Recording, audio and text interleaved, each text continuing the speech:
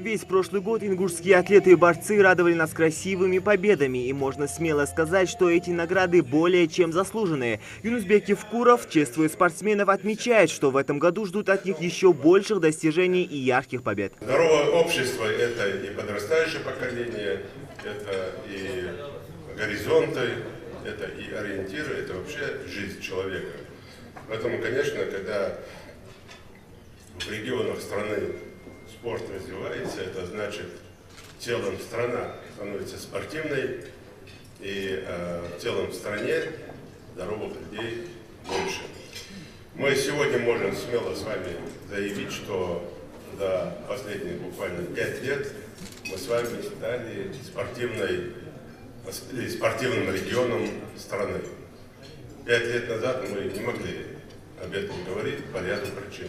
В первую очередь из-за отсутствия спортивной инфраструктуры, и в связи с этим, конечно, по количеству тех, кто занимается физическим спортом или физкультурой и спортом. И во вторую очередь это отсутствием ряда федераций спортивных, которых исторически в республике не было. Сегодня мы можем об этом говорить, сегодня мы видим это по всем направлениям. Чествуя вас, в столице Республики Ингушетия, в городе Магасе, мы уверены, что мы идем в правильном направлении. Вы славите свою республику, свою семью, свою большую родину Российскую Федерацию.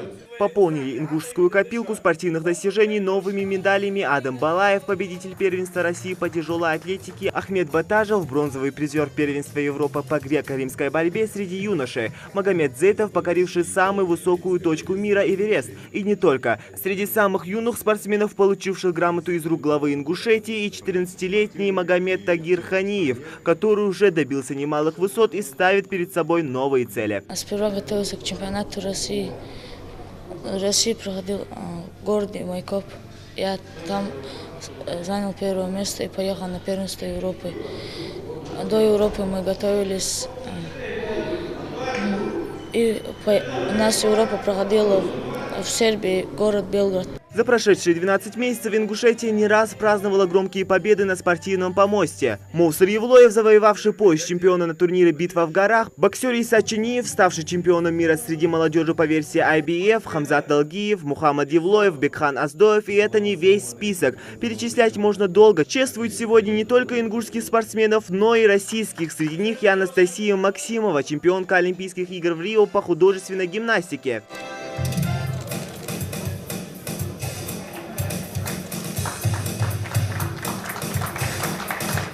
304 золотых, 182 серебряных и 218 бронзовых медалей. Ингушские спортсмены не раз покоряли всероссийскую и мировую арену, доказывая тем самым, что здесь воспитывают настоящих борцов. Когда же еще можно будет увидеть лучших из лучших в одном зале, а рядом с ними те, кто вложил в них всю душу, их наставники.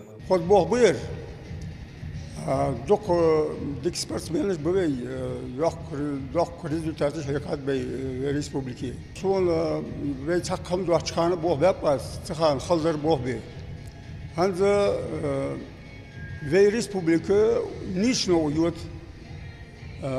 Док дворец спорта док школы откидят. Ледовый дворец гилай.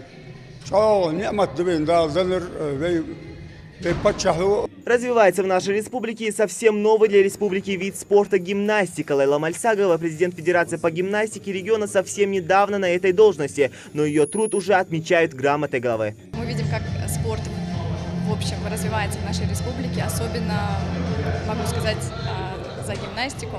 Художественная спортивная гимнастика – это новый вид спорта в нашей республике. Глава активно поддерживает все начинания спортивные, как мы знаем. Наша база находится во Дворце спорта Магас. Это один из лучших комплексов сегодня в России, можно сказать. Отвечает всем требованиям, которые нам необходимы. 2017 год оказался богат на знаковые события в истории ингушского народа. Темп развития новых видов спорта, как хоккей, ралли, конные скачки. Большое внимание уделяется и олимпийским видам спорта. А самое главное, на спортивном небосклоне зажигаются новые звезды и появляются новые имена, которые которые прославляют всю республику и всю страну. Зелимхан Калоев, Майрбек Миржоев, Новости 24.